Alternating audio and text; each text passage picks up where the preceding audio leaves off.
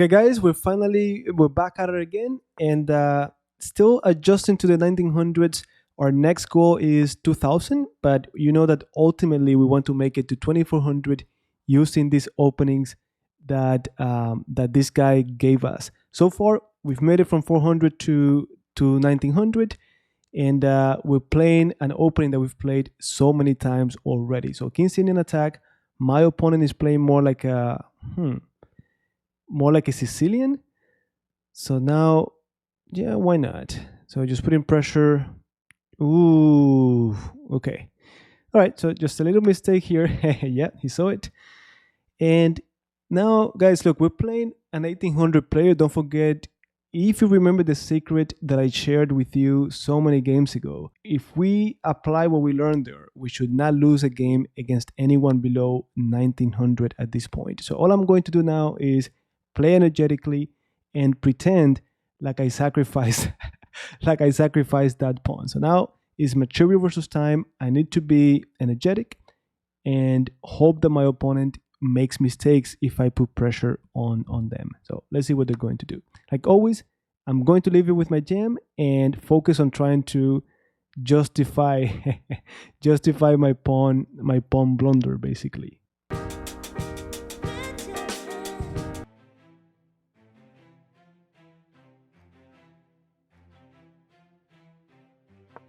All right. Just trying to find the best way to develop my knight without simplifying the game. Simplification is going to take me to an endgame where I'm going to be inferior. And to make things even worse, I dropped a pawn that was a central pawn, guys.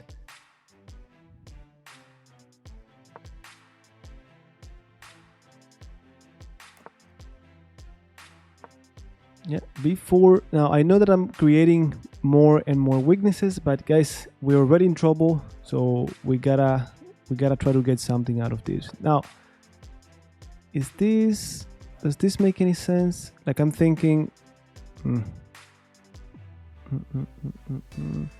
Like I wanted to do rook takes knight and then bishop takes queen takes, so two pieces for the rook. But I'm not so happy about my c3 pawn. So let me do c4. If they take, they have to take with the pawn, and then the a4 knight would be hanging.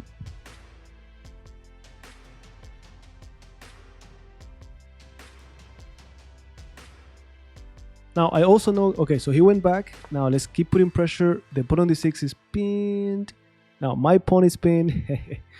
All right. So let's see. All right. So I take. Now you see these kind of complications. Even if I get nothing out of it, guys, this is what I need.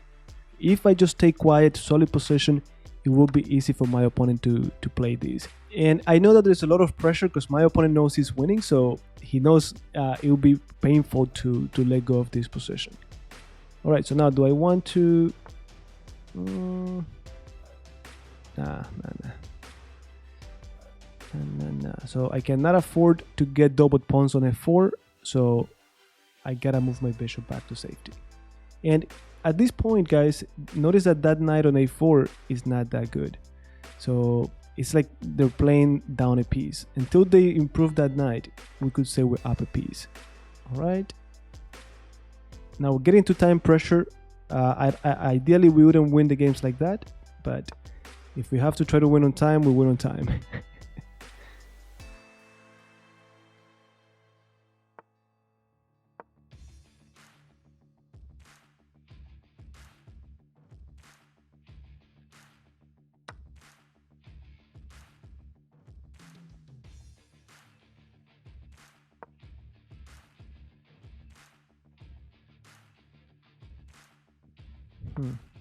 Right. Now back rank, that's one thing that I know it could offer me some chances. So let's see if I can find a way to deflect. You see, little tricks. If they take fork, of course they're not going to do it, but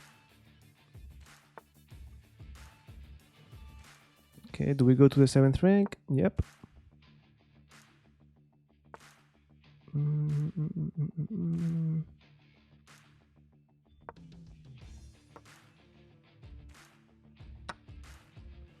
All right, so yeah, I think we're gonna get the pawn back, and now, guys, that's it. Just like that, their knight finally got to play, but we also got our material.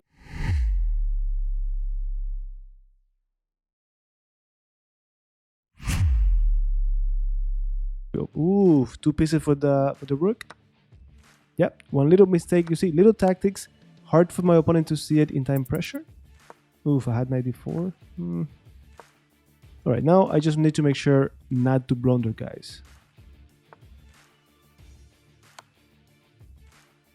All right, there you go. Okay, so we got lucky on this one. Not the best game, but we made it to 1927. And with that said, guys, I will see you on game 106.